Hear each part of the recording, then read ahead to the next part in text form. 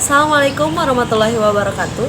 Perkenalkan, nama saya Arifah Liana Utami dari Prodi PG PAUD dan dari Fakultas FKIP yang akan memenuhi tugas mata kuliah ketiga dari mata kuliah penanganan anak berkebutuhan khusus. Dan materi yang saya ambil adalah penanganan anak berkebutuhan khusus dengan gangguan non-normatif.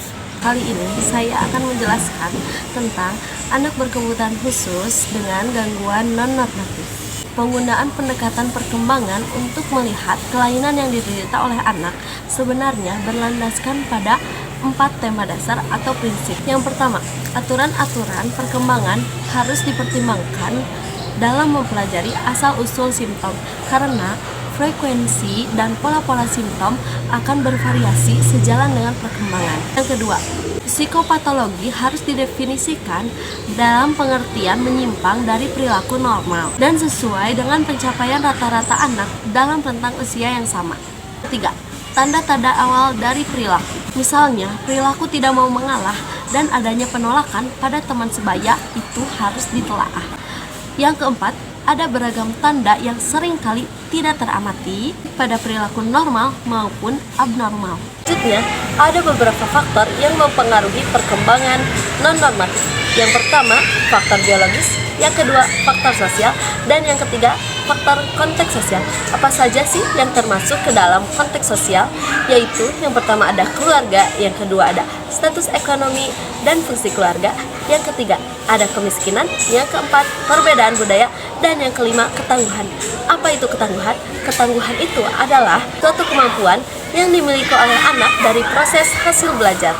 Ada beberapa penanganan yang disarankan untuk menangani anak yang memiliki gangguan non-normatif seperti penanganan medis, terapi keluarga, terapi perilaku, terapi bermain, dan fisioterapi. Secara garis besar, kejadian yang menimpa anak dapat berupa kejadian yang biasa yang muncul pada waktu yang tidak biasa dalam kehidupan. Sementara di pihak lain, manusia seringkali menciptakan kejadian non-normatif mereka sendiri. Misalnya, mereka memiliki hobi yang berisiko tinggi seperti terjun payung. Bagaimana secara psikologis kita dapat menentukan apakah seseorang mengalami perkembangan non-normatif? Secara tradisional, menurut Mas and Wolf tahun 2013 dapat dilihat dari adanya pola perilaku, kognitif, dan emosional atau simptom fisik yang diperlihatkan oleh anak. Beberapa pola tersebut berhubungan dengan satu atau lebih dari 3 ciri yang menonjol seperti berikut.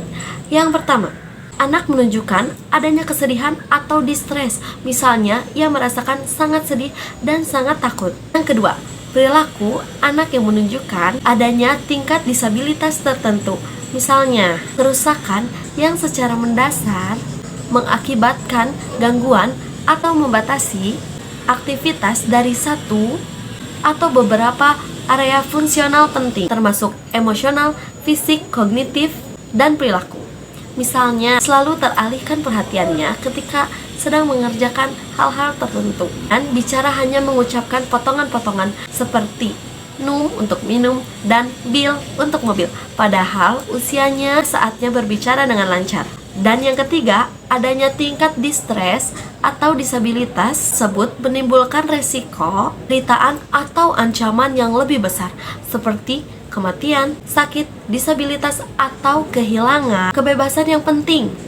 Misalnya, ia selalu bergantung kepada orang lain untuk makan, minum, buang air besar, buang air kecil, dan sebagainya. Berikut video yang saya lakukan dalam menangani anak berkebutuhan khusus dengan gangguan non-normatif. Mulai. Ini siapa? Ini siapa? Bu Rifa. Saya Hewan. Kita belajar hewan ya, sayang. Siapa? Horse. singa. Oke. Tunggu. Zebra. Harimau. Singa. Monkey. Monyet. Monyet. Monkey. Apa? Horse. Horse bahasa Indonesia.